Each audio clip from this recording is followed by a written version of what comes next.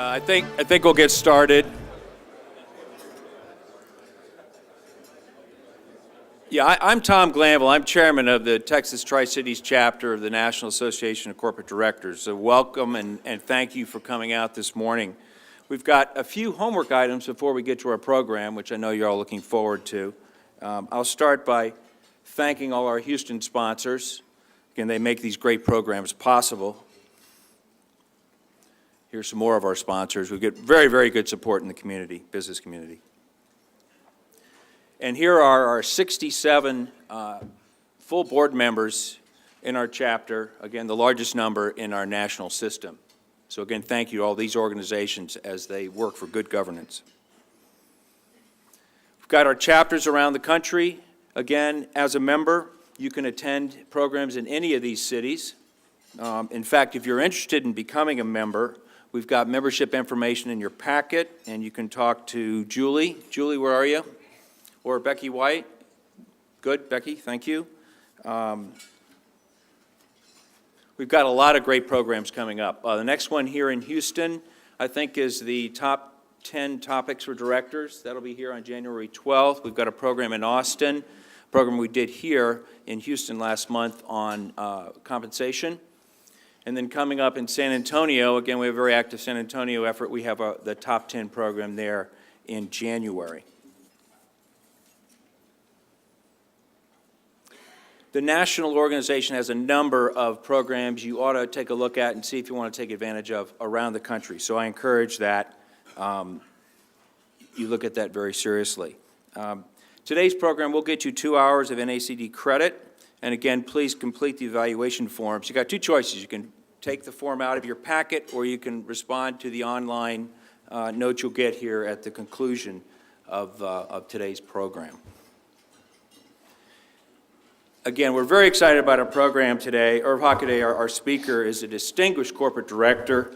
I think probably most famous for his service as presiding director at Ford Motor.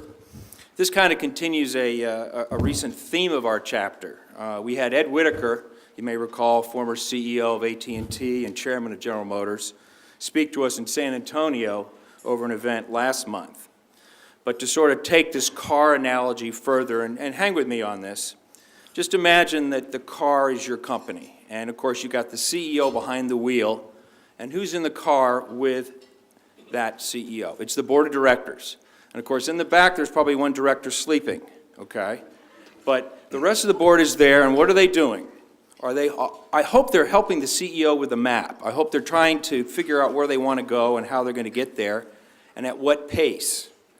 But you know you got real problems if you've got a board that's trying to steer the car at the same time the CEO is. So I look forward to Irv's comments today on how a presiding director helps get that car to the right place. So now I'd like to turn it over to David Prang, our president, to introduce our speaker and moderate our program. David? Thanks, Tom. Just to kind of take what Tom said, I'd like to see that at the hand of those married men who don't think the wife is the lead director in the car when they're driving. Just a couple of housekeeping today. In your packets are questions, sheets that for Irv as we go along. If you think of anything, please fill it out. We'll collect them and bring it in. Today's format's a little different than the normal panel discussion that we have. We're going to do kind of a David Frost, Edward R. Murrow Q&A just to interview Irv, and then probably do that for about 30 to 40 minutes, and then leave about 20 to 30 minutes open for Q&A from you. So with that, let me start. In your packets are information on Irv Hockaday, and I don't need to explain or read that at all.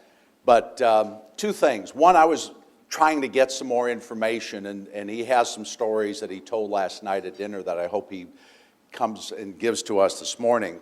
But in doing a web search on him, I ran into something that I never knew existed. It's called a Muckety Index. And Irv is a very distinct member or ratee, I guess I would say, of that.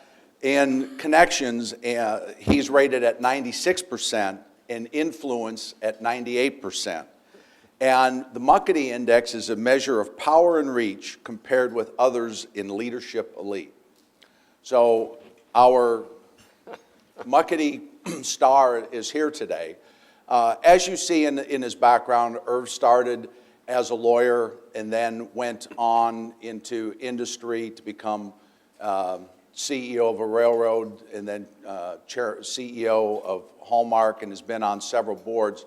And I think maybe we'd start, Irv, I don't know if you want to go back to the law, that is an interesting story. But people ask from time to time, how did you get on a board and do that? And maybe if you could share that with us. First of all, I've never heard of the Muckety Index either, and I hope you'll keep my rating in mind when you fill out your survey of how I've done. Well, to your question, and then maybe I can give you a little background context for the Blue Ribbon Report on Lead Director. For reasons I don't fully understand, from a very early age, I had decided that I wanted to be a trial lawyer. And I read a lot of books about trial attorneys. When my parents would take me on vacation, I would look up law firms wherever we were and go talk to trial attorneys. And I went to law school and started practice. And a partner who, in retrospect, I found was rather clever, called me in one day and indicated that he understood I wanted to be a trial lawyer, and he had a case that he was going to let me try all by myself. I was thrilled, although subsequently realized why he didn't want to try it and was glad to have me do that. I proceeded, and it was a jury trial. I cross-examined my first witness, at which time, at the conclusion, the judge, who was an old, crusty guy, typical of state trial court judges, at least in our part of the country, leaned over and said to me, with the jury almost within reach, "Mr. Hockaday, would you approach the bench?" And I thought, he's going to tell me this is the most brilliant cross-examination he's ever heard in 40 years on the bench. And I went up, bright-eyed, bushy-tailed, and looked up at him. And he leaned over and he said, "I give you 10 to 1, you'd lose your ass in this case." So that concluded that phase of my career rather smartly. And I went from there. You want me to give a quick bit Sure. of background about this report? Let me say that and this is genuine, I appreciate your having me here, because one of the things that I've learned, which I'm sure you all have also learned, is that being a good director is a cumulative trajectory. You don't, at least I think, you don't just start out as a good director. You evolve into a good director, and you can always become a better director if you learn from your experiences. And this kind of an occasion enables, at least me, to accrete those experiences with the experiences that others have had. And last night was a good example. I learned some valuable things about best practices, and I hope that we can have a mutual experience similar to that. I want to be clear, though, in spite of the Muckety Index, about my credentials. And I'll tell a very quick story, which is a true story, to give that context. There was a writer by the name of Robert Benchley years ago, wrote for the New Yorker. He was a theater critic. But before he became a critic, he went to law school also. He went to Harvard. He led a balanced life. He was not considered a well-rounded student. And in those days, as in my day, at law school, your first year, you had one exam. Some of you will remember this, I'm sure, at the end of the course, and that was your entire grade in the course, so that if you passed that exam, you were fine, you were back for year 2, but if you didn't pass the exam, you failed the course and you were not back at all, you were through. Eventually went to his first exam. It happened to be in international law, and he was aghast when he found that this exam consisted solely of one question, and this was the question. Discuss the abstraction of the international fisheries crisis in terms of dragnet protocol and procedure as it applies A, to the point of view of Great Britain, and B, to the point of view of the United States. He was stunned. He was somewhat panicked, but he recouped rather well, I think, and his answer to that question at least was, last time I checked, preserved in the annals of the Harvard Law School Library, and this was his answer. I know nothing about the point of view of the United States in terms of the international fisheries problem, and I don't know anything about the point of view of Great Britain. I shall therefore answer this question from the point of view of the fish. Now,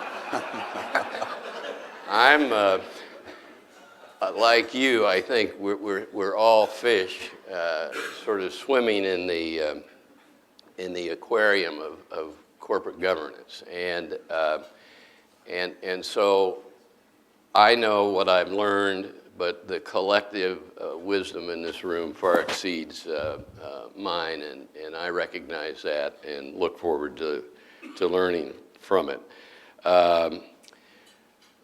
When we sat down as a commission to look at the role of the lead independent director, it was relatively easy at 30,000 feet to agree on what the role of the independent director was, and basically we thought, and I would assume this would be something you're comfortable with, that the role of the independent director is basically to maximize the effectiveness of the board in terms of her or his fellow directors and in terms of support of executive management. How you do that became the challenge for us. And we concluded, and this was no sort of Shazam moment, it's a blinding statement of the obvious perhaps, that how you script the role of the independent director really has to be done in the context of the particular dynamics of the company and the particular makeup of the board, and that the nature of that role description will change depending on the circumstances which it reflects. No one size fits all. When Ford was beginning to concern itself with the likelihood that the industry was vulnerable to the point of a conceivable chapter filing, the role of the independent director and the role of the board became one thing, a very different thing than the role of the lead independent director, say, at Sprint, when Sprint was considering the acquisition of Nextel, which was a much more strategic discussion by the board than the discussion at Ford pre-chapter. And incidentally, David, Whitaker and I go back a ways from my Hallmark days when he was at Southwestern Bell. He's a very bright man, as I'm sure you know if you heard him. There's an interesting book just out called Once Upon a Car, written by Vlasic, who is a New York Times journalist, about what happened to the automotive industry from about 2005 to date. And you might find that interesting, particularly if you heard Ed when he talked, because the author alternates chapters from GM's boardroom to Ford's boardroom to Chrysler's boardroom and looks at how the various boards approach the situation. I think it's instructive in terms of board responsibilities. So when you have a situation where it's one size does not fit all, then you still have to try to wrestle to the ground those attributes and those duties that would be generally applicable and useful to most of us. And we concluded that the way that was best accomplished was for the Corporate Governance and Nominating Committee to, with the board, establish a process by which the description of the role of the lead independent director would be written down and clearly agreed to. And we then tried to extract from the situational circumstances particular qualities or attributes and duties that we thought would apply broadly. And we came up with a number. Again, I don't think these will surprise you greatly. Some of these are soft but important. Others are a little more tangibly specific. Certainly, any candidate for the lead independent director slot needs to be clearly capable of being independent and also needs to have shown seasoned, mature judgment. One of the most important aspects of that profile, we felt.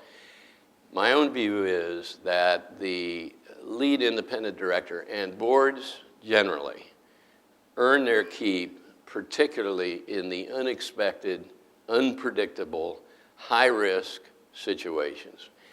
You can't really script those in advance, and you have to be a bit like a broken field runner and try to find daylight when you get into them. I'll give you one example that I hope and believe was unique. When I was on the board at Dow Jones, and you may remember that many years ago now, can't remember, maybe 8 to 10, there was a journalist at the Wall Street Journal who was kidnapped in Pakistan. His name was Danny Pearl. He was a revered reporter at the Journal. We were advised in a board meeting in New York that he had been kidnapped. And the question became, what does the company do in this situation? How much is Danny Pearl's life worth in terms of ransom? Do you pay ransom? If you pay ransom, do you increase the likelihood that other kidnappings of journalists might occur because it becomes profitable to do so? If you want to pay ransom but avoid encouraging kidnapping, is there a way you do that? How do you ensure that if you pay ransom, the money actually is delivered and the individual is actually retrieved? How can you be sure that Danny Pearl is in fact still alive? How much of the shareholders' money does the board decide is here to be spent to try to recover Danny Pearl alive? Now, those kinds of situations, and that's a dramatic one, and it is, as I say, perhaps unique, but it is in those situations where there are no clear guardrails that boards really earn their keep, and it's in those situations that the qualification of good judgment and perspective is obvious and critical. Another attribute clearly is relationship building skills. You all know that. The boards that are effective are boards that work well together, and that needs constant care and feeding and subtle monitoring, and the lead independent director has to be good about that. The lead independent director has to be willing to commit the time, which means not just the time under normal circumstances, but the time that is required when things happen that require a huge investment on the part of the lead independent director. When the Explorer rollover cases occurred at Ford Motor Company, and there was an inquiry by the government as to whether the management of Ford had been neglect in designing the Explorer, that therefore causing the rollover, and they might have some criminal exposure, the imposition of responsibility on the board, a special committee, and the independent director required large amounts of time. And if you had a day job, it didn't matter. You had to devote the necessary time. We thought another attribute that was critical and perhaps is not always spotlighted, but should be, is the ability to see around corners, vision. I mentioned last night that if the board at Dow Jones had been more prescient, if we had been better able to see around corners and spot the emergence that turned into be a tsunami of digitalization and its impact on the print media, Dow Jones would probably not today be owned by Rupert Murdoch. It is owned by Rupert Murdoch. He saw that. We should have. We didn't. Vision is an important thing. One other attribute that, again, I'm not going to go through all of them, but is illustrative and we thought worth calling out, but obvious, and that is when you're looking at the options regarding the lead independent director, it's awfully important that whomever you select not have even hidden ambitions to become the CEO. That totally changes the dynamic in the playing field, and it's a formula for a bad result. The duties, we felt, also shouldn't be left sort of mushy and vague. They should be defined in a compact that reflected the agreement between the board, the CEO, and the person selected on what the duties would be. Now, a lot of those duties are, again, pretty run-of-the-mill, not unimportant, but pretty obvious. They are administrative, if you will, reviewing the agenda or creating the agenda, and so on. But there are a number of duties we felt that the lead independent director should be charged with that were more substantive than administrative. And I'll mention some of those because we thought they were particularly important. And that was, the first one was to be sure that the board, and now this is the lead independent director, and she or he might have a little different take on this than the CEO, which makes it important that it is a duty of the lead independent director. And one of these duties is to be sure that overall the board is focusing on the right things for the business at a given point in time, and that the board doesn't become subsumed in the details of the executive management prepared agendas, which are important, need to be addressed, tend to focus on the more immediate. But again, an example I think helps make the case, and I don't want to go on too long here. There came a time, I was saying last night, there came a time when some of the directors at Ford began to worry about the downward trajectory of the automotive industry. We didn't know exactly how serious that was. We knew we didn't know how serious it was. But cash burn at the automotive companies, which consume huge amounts of cash, and they are required to raise huge amounts of capital from the public markets, as you know, and that was done through GMAC at GM and Ford Motor Credit at Ford. Rates, costs of that money were going up. vehicle sales were going down, the economy was showing signs of weakness, and we began to wonder what the worst case implications of that were. And as we discussed it among ourselves informally initially, it became clear that there would be some tension as that discussion unfolded further, because the chairman of the board of the company at the time was Bill Ford. His father, William Clay Ford Sr., sat on the board. Edsel Ford was on the board. The Ford family controlled 40+% of the voting stock. One of the obvious things to do in a situation of that kind was to consider eliminating the dividend to conserve cash.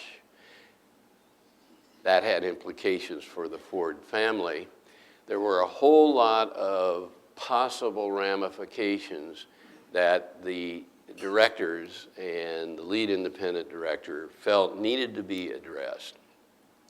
These issues, in retrospect, I know were very much on the mind of Bill Ford, but they were not part of the board agenda back then.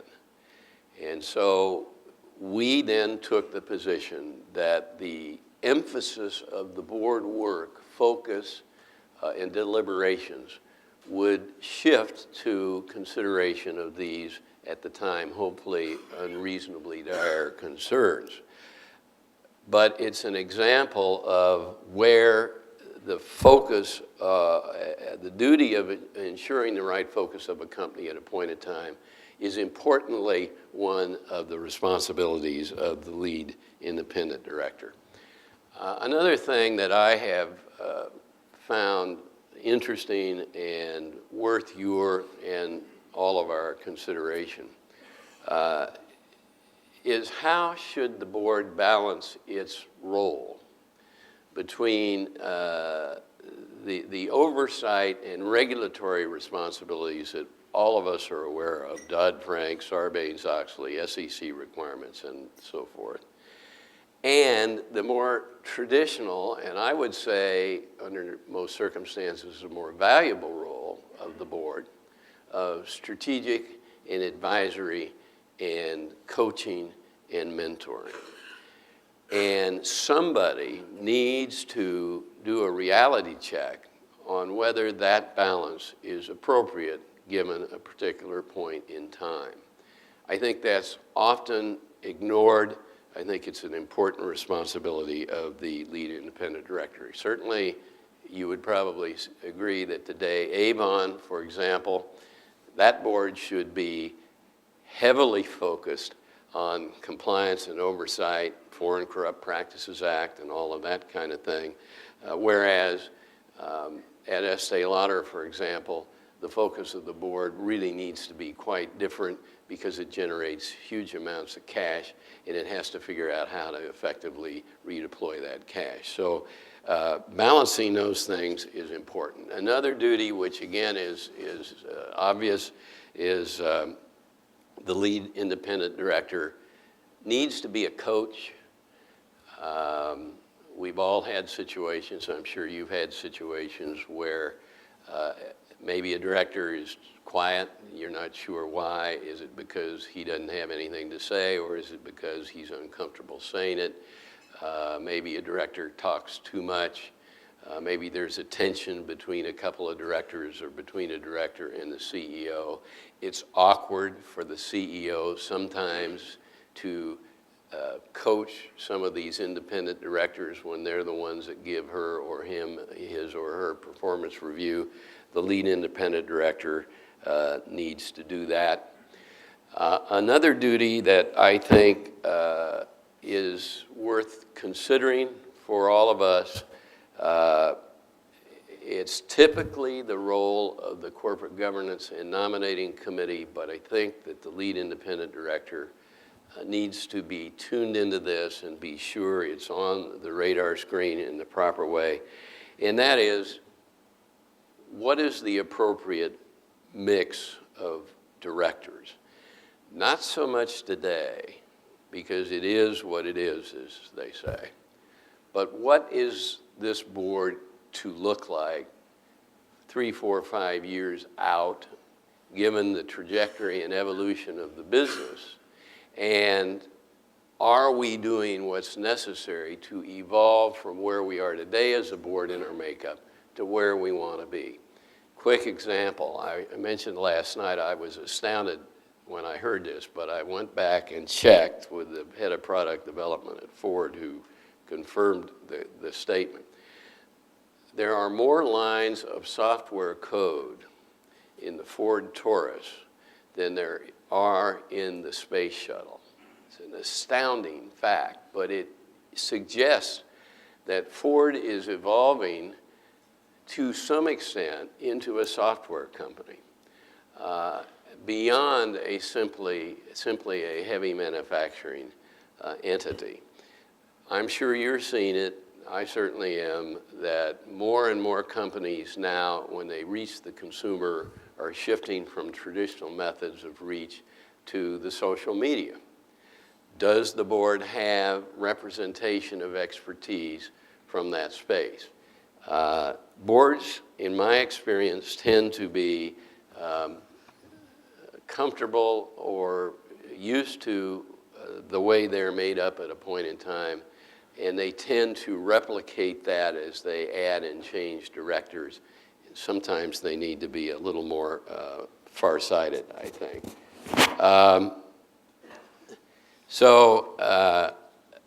That's some of the points that I thought were interesting and instructive out of the Blue Ribbon Commission deliberations.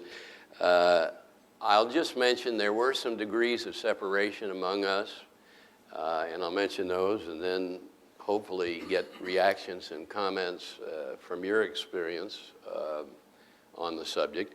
But in terms of degrees of separation, several that I think are worth discussion in boardrooms we did not resolve. One is, what should the term of a lead independent director be? We did generally coalesce around the idea that it was at least a 2-year term because it took that long to get sort of seated in. We felt that it was critical not only to define the duties of the lead independent director, but do it with enough flexibility that they could change if circumstances required it. But it was equally important to have a rigorous evaluation process for the lead independent director as a component of the board evaluation process. And we felt that if you had a rigorous evaluation process for the lead independent director, that would inform your decision on what the length of that person's term should be. Another area which is you can't avoid sooner or later, which is very difficult, at least it has been in my experience, and we did not wrestle it to the ground, so I can't give you a Shazam, shoot out the lights solution to it, is to what extent, under what circumstances and conditions, and in what particular way does the lead independent director, or for that matter, any director, interact with outside constituencies? Now, our immediate reaction to that rhetorical question was, well, that's the CEO's job, and that clearly is the case. But that's too easy an answer, or at least it's an incomplete answer. 2 quick examples. When I was lead independent director at Sprint, a very smart investor bought a large amount of Sprint stock. His name is Ralph Whitworth. His company is Relational Investing. You may have heard of him. He just went on the board of HP. Very tough, very savvy guy. And he called and said, I bought, I don't know, 80, 90, 100 million, whatever it was, dollars worth of Sprint stock. I'm going to buy more. I want you to get a few of the independent directors together. I want to talk to you. I said, not going to do it. if you want to talk to the board, you can come talk to the board. I will take your request to the board. If they agree, a representative group of the board with the CEO will sit down and listen to what you have to say, to which he said, no deal, because what I want to talk about is getting rid of your CEO. I don't want him there. So the question is, how do you deal with those kinds of situations? Another example, what if the head of the UAW came to the lead director at Ford and said in advance of the formal inauguration of labor negotiations, I want to talk to the independent directors at Ford because I learned some things in the last labor contract negotiation that I think the board should know because there are going to be real implications as we begin our negotiations this round. What do you do? Now, there isn't, again, a one-size-fits-all answer to that, but what we did conclude was important is the board needs to wrestle a template into a definition which will let you know under what circumstances you will have those conversations, who should be involved, and whether or not in a given situation members of executive management will join a director in such a conversation so that you have a template ahead of time and don't flounder around unsatisfactorily when those kind of things come up. So you need the rules of engagement in advance. One other thing, and then a couple of concluding comments, and I have gone on too long, so I'll wrap this up. But we didn't really resolve the question of what is the role of the lead independent director in mentoring the CEO. The consensus appeared to be that that was a job for the lead independent director, but that it had to be done in a way that ensured an independence and that ensured that the lead independent director didn't get subsumed into the ambit of the CEO as a result of that relationship. And there was maybe a minority point of view, but there was a thoughtful additional point of view, which was, look, mentoring the CEO should happen naturally in the way that is most effective for the CEO. And if that's the lead independent director, that fits, that's terrific, and so be it. But if there is someone else on the board that is likely to be the most effective mentor, then that should be the mentoring relationship, which highlights one other point I wanted to mention. Which is that the Blue Ribbon Commission was very concerned throughout this process that as we define the attributes and the duties of the lead independent director, we not elevate that role and its responsibilities too aggressively to the point it put at risk the dynamics of the boardroom. That the lead independent director, we weren't even sure that she or he should be called first among the equals. We tended to think of the lead independent director as a symphony conductor who decided whether the music to be played at a board meeting was going to be Beethoven or Wagner, depending on the circumstances. And then as the meeting unfolded or meetings played out, he or she might say, we're not giving enough strength to the base here, we need to hear more about this. All of which is done in collaboration with fellow directors and not unilaterally. Two final points that I'll throw out here. We didn't really discuss them much because we didn't have time, but I would be really interested in any thoughts that you all have or experience you have here. We did talk about what's, and you'll see it in the report, what is lead independent director's responsibility relative to other committees? Should the lead independent director be chairman of the corporate governance nominating committee, one example. I think the lead independent director has to have an overview that allows him or her in an appropriate, meaning diplomatic way, to watch and be sure that certain areas of board responsibility are being adequately focused on at the committee levels. You hope they are, often they are, but it may be there are times when the lead independent director says to the audit committee or says to the corporate governance committee, maybe you all could take a closer look at this. There are two areas that I'm running into, you have too, I'm sure, that are important and usually reside in committees, but sometimes leach out beyond committees. One is the whole subject of risk management. And that's usually the purview of the audit committee. As you know, some companies have set up a risk management committee. The other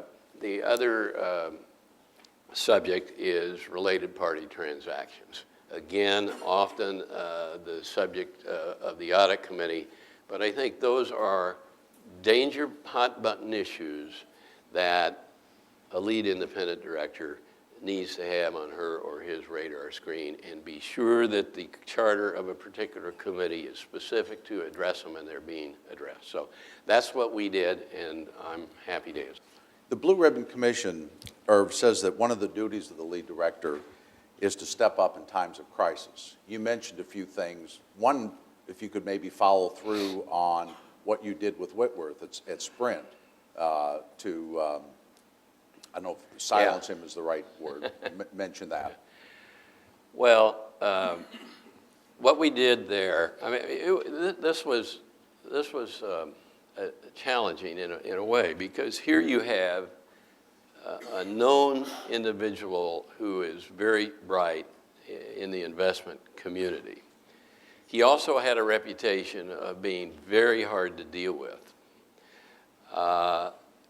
But he owns a lot of stock.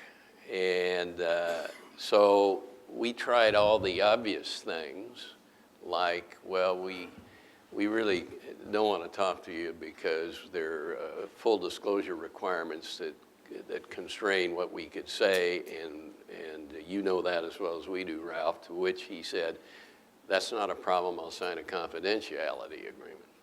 So that shot that idea down. What we did, and I have talked to Ralph since, because he and I have remained in touch. I have talked to him since he's gone on the HP board. I didn't ask him specifically, but I'll bet you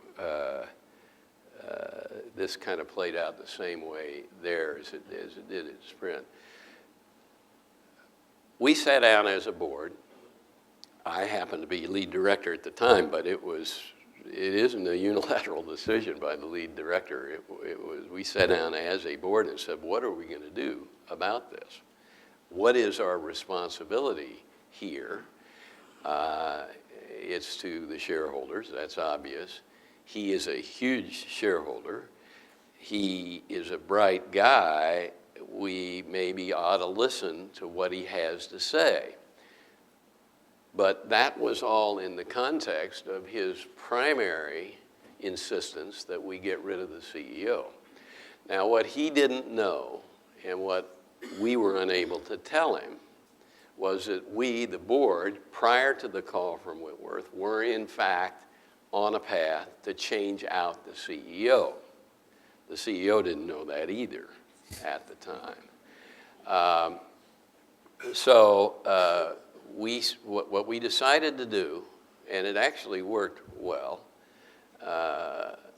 was go back to Whitworth and say, Ralph, we're not going to talk to you offline. We've heard everything you've said. All of the things you've said are on our radar screen. and we can't talk beyond that. But we'd be willing to put you on the board.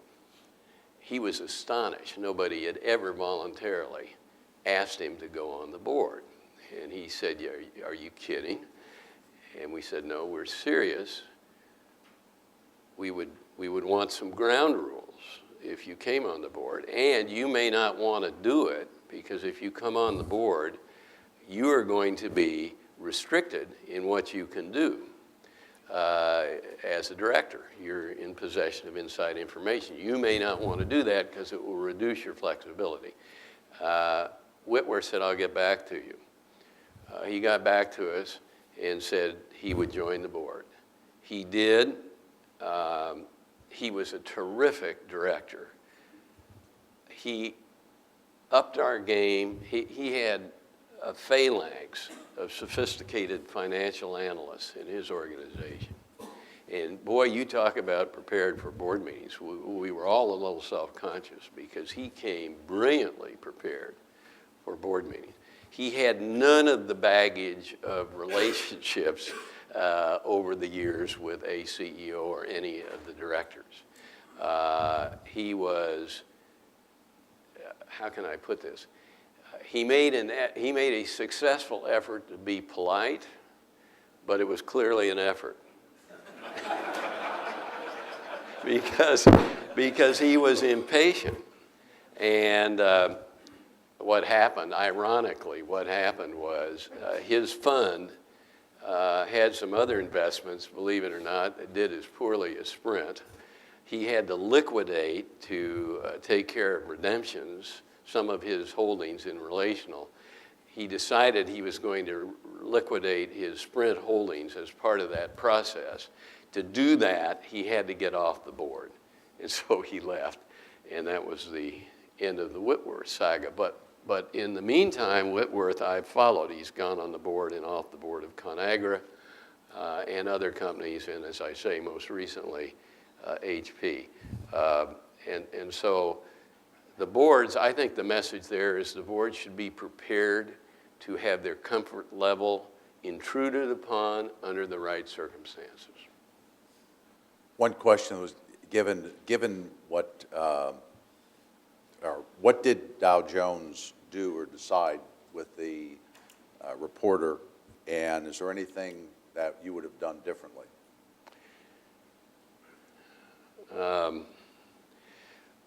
Well, the first thing that the board did in the Dow Jones situation, and there were some interesting learning experiences there. One, which I can come back to if anybody's interested, is how the sale of that company to Rupert Murdoch happened out of family ownership, the Bancroft family, into the hands of someone that the Bancroft family thought was the Visigoth and Antichrist. But what the board did in the Danny Pearl situation, which was a real tragedy, was as best it could under extraordinary time pressures, try to learn some things. That involved discussions with the FBI and the CIA and others about what the dynamics of all of this were. And we learned that paying ransom in a highly visible way did tend, they thought, to encourage subsequent events. But that there were ways to funnel funds to kidnappers that might remain under the radar screen and therefore not encourage follow-on events. But we also learned that it would be highly unlikely that we could learn with certitude that Danny Pearl was in fact still alive. They might show a video when he was alive or provide an audio, but that would be all, and it would be not a guarantee that he was still alive, and therefore any ransom paid wouldn't necessarily result in getting Danny Pearl back alive. The board, you didn't have time to go to the shareholders for a vote, obviously, or even a conversation. The board was prepared to say there are certain times when doing what's right controls a decision, and what's right, if we could, is to save Danny Pearl's life, and so we would, if we could, negotiate a ransom amount and explain it to the shareholders later, and that would be that. It turned out before we were able to get that far, and there were all sorts of conflicting messages coming from Pakistan and that part of the world about whether they were really trying, the Pakistani authorities really trying to recover Danny Pearl, or whether they were in on the operation to begin with. And while that all was playing out, we found out that he had been killed, so it became academic. In your mind, are there, in the case where the roles of the chair and CEO are one and the same, and there's a lead director position, which, as you said earlier, is necessary, what is the difference between a traditional non-exec chair and a lead director, or is there a difference in your mind? I think there's very little difference. To some extent, it's definitional. If you have a CEO who's also chair, as the report suggests, I think you absolutely need a lead independent director. I'd be interested in views on this subject because it was a tough one for the commission. I was saying last night, I hear two arguments when a CEO says to a director, well, I gotta be chair. One is, and I find these arguments, I think there are times when the CEO and chair being the same person make some sense and are entirely justifiable and even beneficial. One example was when Leonard Lauder was chair and CEO of Estée Lauder. Absolutely appropriate, worked beautifully, was a value added. Period of time when Bill Ford was chair and CEO of Ford, made all the sense in the world, worked beautifully. So I think that can work, but when a CEO says to me or you, and this has happened, I'm sure to you, it has to me, I gotta be chair. And you say, well, why is that? I get two answers. I'm underwhelmed with both of them. One is, well, if you don't make me chair, the street's gonna think the board doesn't have confidence in me. The other is, perhaps more understandable, because I was a CEO, you all, many of you have been CEOs, say, well, I take sort of umbrage at that because what you're really telling me is you don't trust me. You don't think I can be chair and CEO because you don't think there's sufficient transparency. But any good CEO is going to be fully transparent with her or his board. And so, you know, what are you really trying to suggest here? I can be chair and CEO. There are some very good CEOs. One is a friend of mine, Bill Nudie at NCR, who take that position, and it's a very genuine conviction on their part. But contrast it to this story, which I'll tell very quickly. It's a long story that will be told quickly, and there will be a book out on this, I think, in a few months, another book, this one about the Ford turnaround. When Bill Ford got his board members off the dime, which we should have been off much sooner on finding him help. And in a very marvelous way, he said to us, help me here. I can't run this company by myself.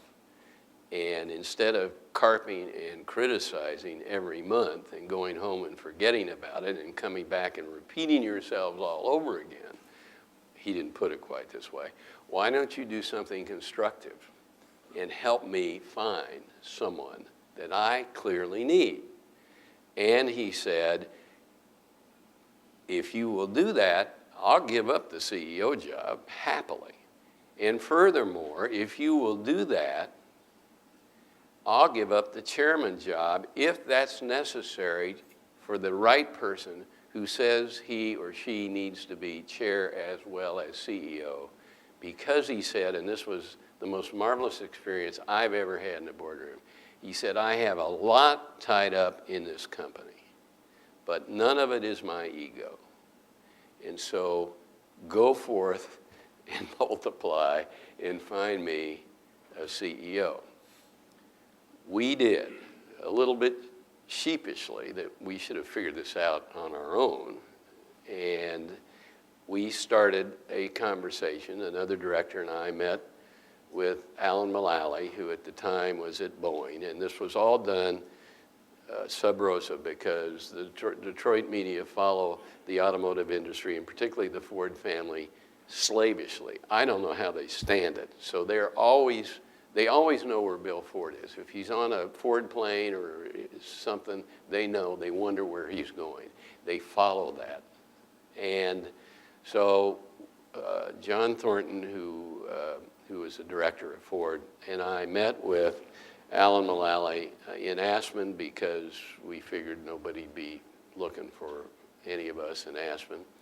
And in spite of the Muckety Index, nobody knew who I was anyway. So we spent a day with Alan Mullally, who, and we were very nervous because we wanted to land this guy. We didn't think there were a lot of qualified candidates to run Ford Motor Company, and we were even more sure that if we found a few, they wouldn't want to come under the then extant circumstances.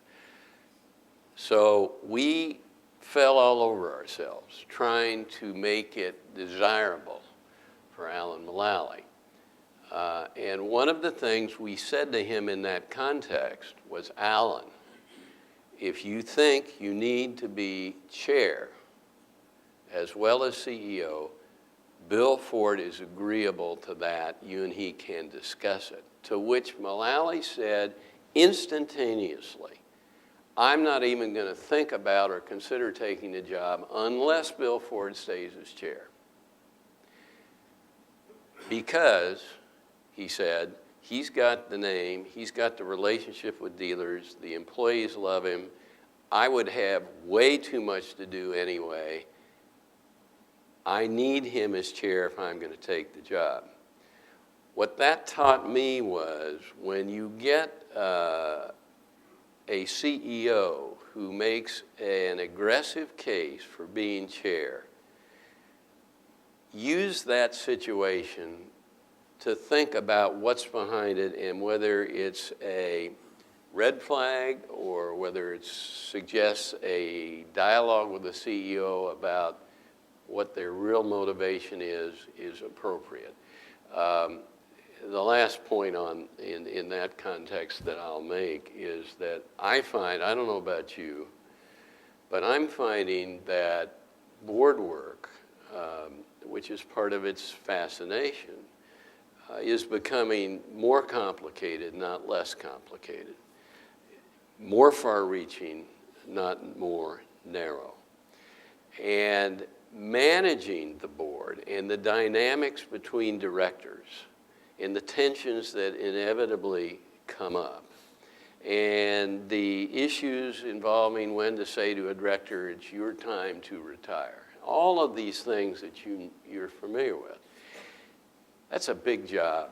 And a CEO, typically, in my experience, has plenty to do without needing to do all of that other stuff. And so I have a bias that separating those duties is not only optically smart in this environment, but it is in fact a favor to the CEO. What are the best practices or processes for a board to choose a director? And then do you have any tips for an individual preparing to become or to take on that role? Well, I think a good practice is to arrive at the process of how you choose a lead director by collaboration and consensus. And then I'll get to the preparation part. In my experience, the way it's been done most effectively is either if there's a chairman or the chair of the corporate, if there's a chair of the company or the chair of the corporate governance committee, to say we need to select a lead independent director. I'd like everybody to think about it. I, the chair of the Corporate Governance and Nominating Committee, will contact each of you individually and get your thoughts on whom you think should be a candidate. But before we do that, let's agree on what the job description, what the attributes and duties are to be, so we have a backdrop against which to consider individuals. So you end up with a document, if you will, that is agreed to by the board that represents what the board thinks in terms of qualities and responsibilities. With that in hand, the chair of the Corporate Governance and Nominating Committees then contacts each individual directly, says, okay, who do you think would best incarnate this combination of qualities? Gets some names, and then goes back and has a conversation with the fellow directors, and ultimately votes so that it is an elective process. Now, there's one interesting twist on this that we did discuss at the commission, and that is, what's the role of the CEO in this process? After all, doesn't the CEO have a real critical interest, and a legitimate one, in who her lead independent director is going to be? The answer is yes, but then the question is, well, then how much influence over the process, and more importantly, the ultimate selection, does the CEO have?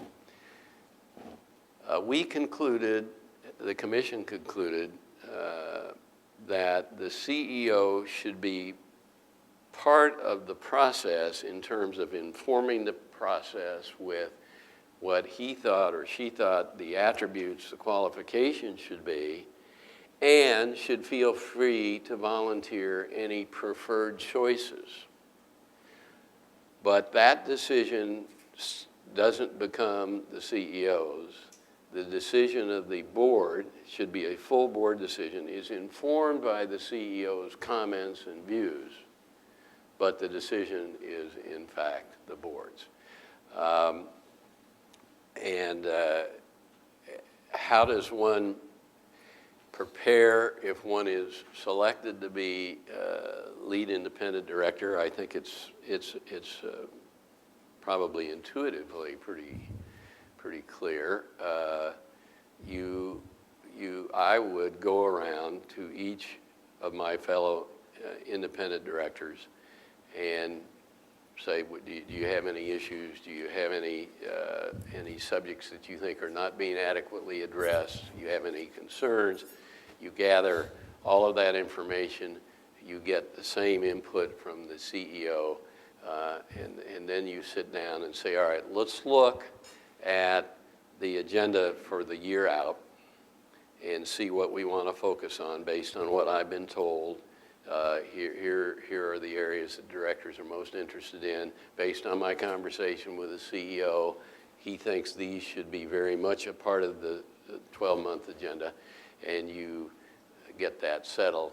And then you continually, I say quarterly at least, run the traps again and be sure all the directors are comfortable, and whether they have any concerns, they need to surface them. And you ask each of your fellow directors, how am I doing? What am I not doing that you want me to be doing? What am I doing that you think I should not be doing? And there should be an evaluation annually of that performance. Irv, as a corollary to that, if the roles of CEO and chairman are split, you already have an independent director, what would be the function, in your opinion, of a lead independent director? If you have a CEO and a separate chairman, Separate chairman. do you then have a lead independent director? Well, it's a good question, David, and my own inclination is that you don't need a lead independent director if you have a separate chair from the CEO, and that the non-CEO chair serves, in effect, as the lead independent director, plus some of the formal responsibilities that the chair of a company, which is an officer of the company, and the lead independent director is not a designated officer. And the chair in that situation would set the agendas and do some of the formal things. I don't know what you found, but I occasionally worry, based on experience, that if you get too many people with too many job descriptions, they tend to kind of trip over each other. So you have to be really careful of that. And I think if you've got a chair that is separate from the CEO, I would subsume the lead independent directors into his or her job description and not have a lead independent director. But if anybody has a counterpoint to that, I'd love to hear it. See a case like in the Bill Ford situation where he had been CEO, did you maybe have a lead independent director for the first 3 years? Yeah. The comment was there are some cases, such as when at Ford, where he'd been chairman for several years, you need a lead independent director, at least for a period of time. I think that's right, and I think in that situation, I mean, in a way it's a little unique, in a way Lauder is a little unique, in a way Dow Jones was a little unique because there was a big family component of ownership represented on the board, and I think in those cases you always need a lead independent director if the chairman of the company not only represents all the shareholders as chairperson, but also represents the family controlling ownership, because there you have the potential for a conflict. And clearly in the case of Ford, when the board said, well, we had, I mean, this was made easy by Bill Ford because he is very impressive. It could have been made very difficult by Bill Ford. I, years ago, had a member of the Ford family suggest, it was not Bill Ford, suggest to me that he should be CEO one day. And I said, that's not likely to happen. And he said to me, he had obviously not read the Hockaday Index, he said to me, well, you know who owns the company, don't you? And I said, yes, I do. And if you want to lay down your supermajority ownership control on the board table, then you go right ahead. But let me tell you what will happen. Your board will resign en masse, Wall Street will be aghast. Your stock will go to zero, and you tell me whether you won the war or not. And he quieted down. But Bill Ford has never taken that approach. And yet, there were some awkward moments that he made comfortable.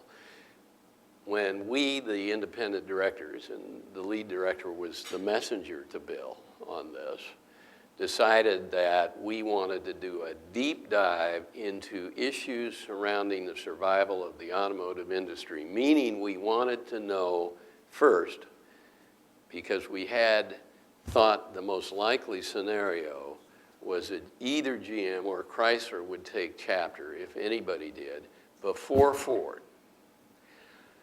The question for us at that stage of this journey was, can Ford survive if it's competing with automotive companies that have taken chapter, have had the liabilities on their balance sheet eliminated, who can go to market for commercial paper at a substantially lower cost because they have no liabilities on their balance sheet. And Ford, as it turned out, was paying initially, when after GM took chapter, was paying about 600 basis points more for in the commercial paper market than GM, which was a huge per vehicle difference. So the question was, if GM or Chrysler took chapter, could Ford avoid it? And if the answer to that question was no, was there any merit in Ford going into chapter first, since it would have to go into chapter eventually? Would there be any advantage to being first in and first out? We didn't know the answers.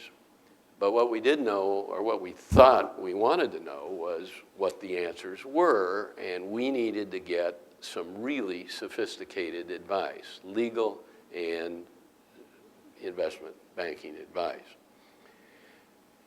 We concluded that that advice had to be unique to the independent directors and could not be involved in, the Ford family couldn't be part of that.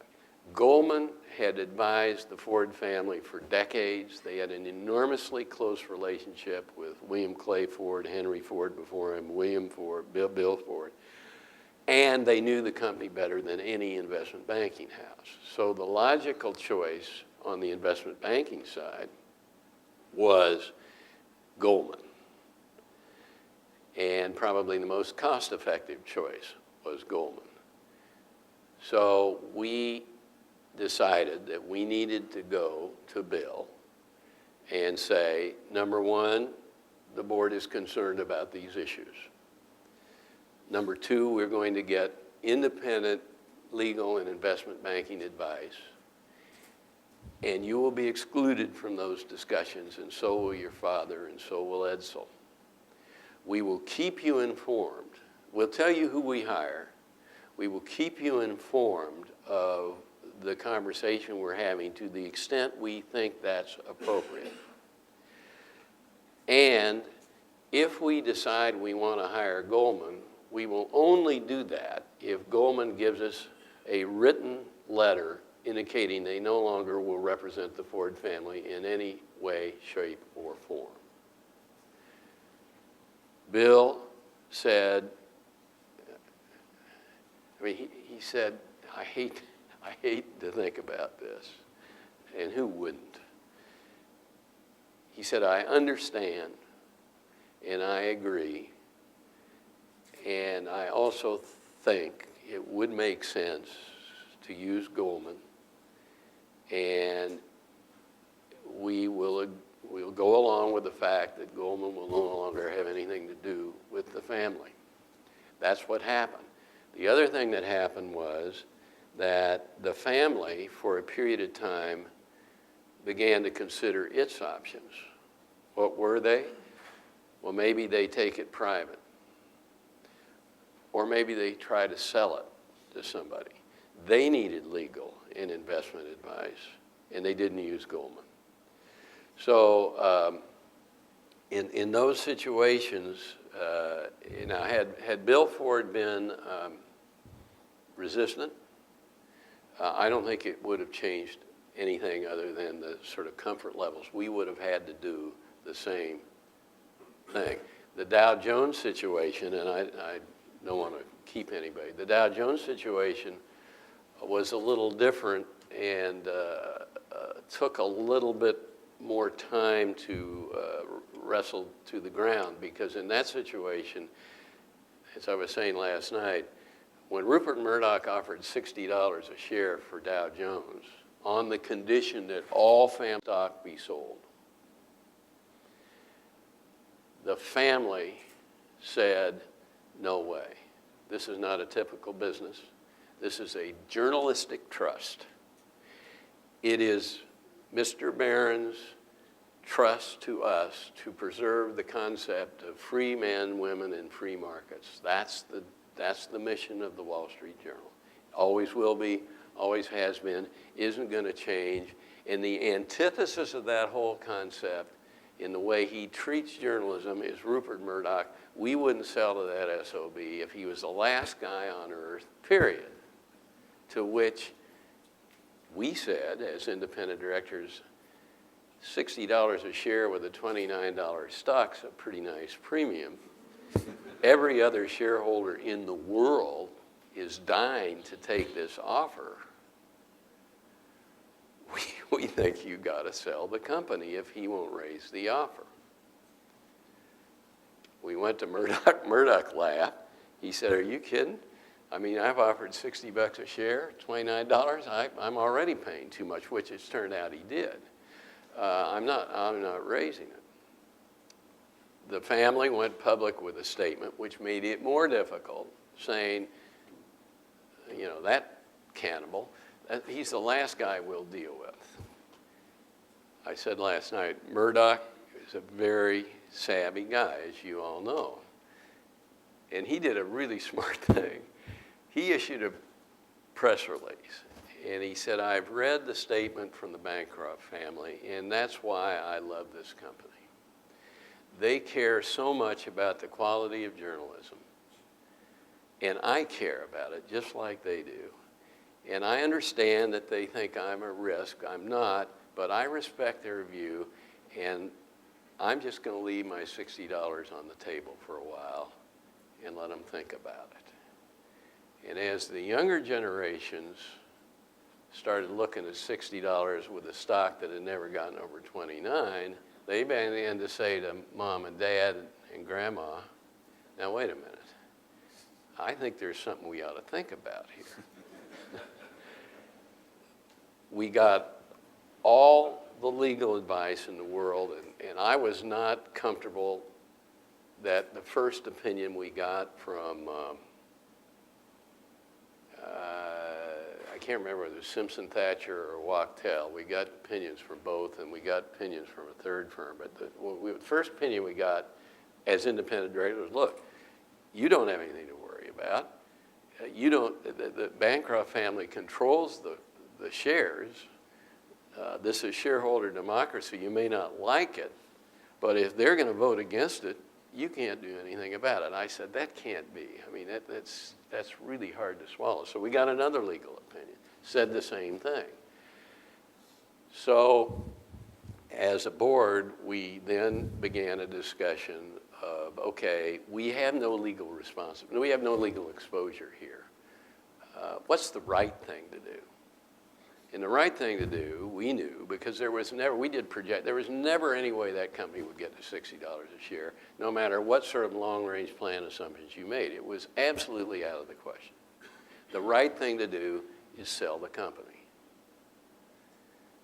Therefore, we felt that what we needed to do was to engage the family in a discussion on why that was what needed to be done. And that got us off into a terrain that is about as far from the typical boardroom discussion as you can imagine, and I'll just mention it. I mentioned it last night. But it had to do with sort of a psychology, which we were really not at all qualified to deliver.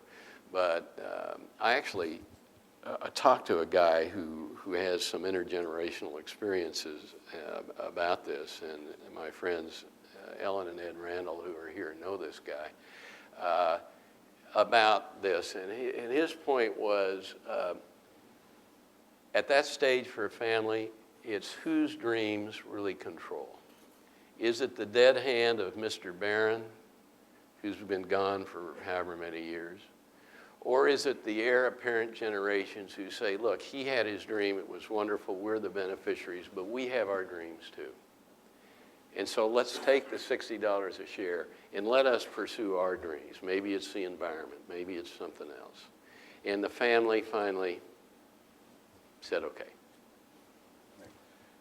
Before we thank Ed, let me just remind you, in your packet is a discount that Julie was able to get negotiated for the Blue Ribbon Commission report on the lead director that Irv was co-chair on. Just came out in early October, so it's hot off the presses and that. And now if you would join with me in thanking Irv for his insights. Yeah, thank you, David, and thank you all for coming today. We look forward to seeing you January 12th. We have our program on the top 10 topics. Fill out your evaluation forms, please. And again, go through the packet, see if you'd like to join or have your board join. Again, thank you for coming. Well, thanks for having me. I appreciate it. Well, it's fun to see you.